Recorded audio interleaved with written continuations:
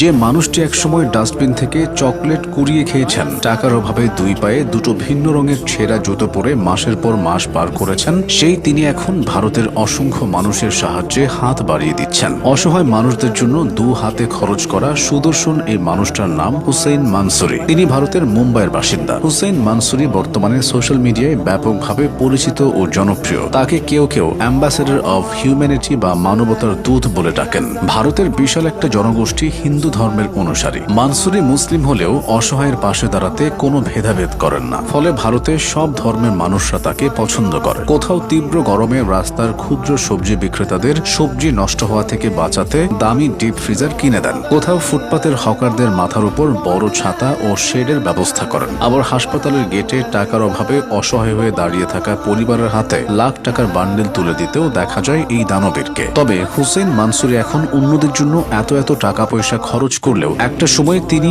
অনাহারে জীবন কাটিয়েছেন।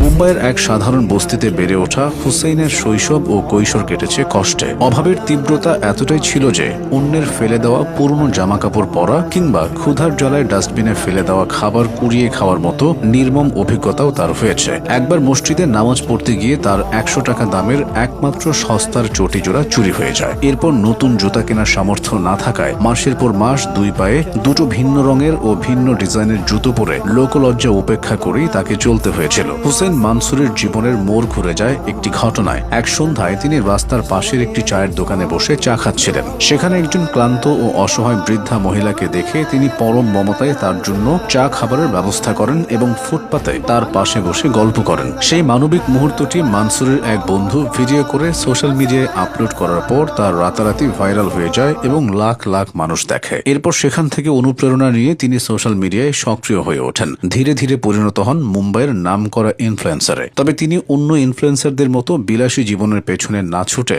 নিজের এই বিশাল পরিচিতিকে কাজে লাগিয়েছেন সমাজসেবা করে। জাতি, ধর্ম, বর্ণ নির্বিশেষে সাহায্য প্রার্থী মানুষের পাশে দাঁড়ানোই তার আসল কাজ।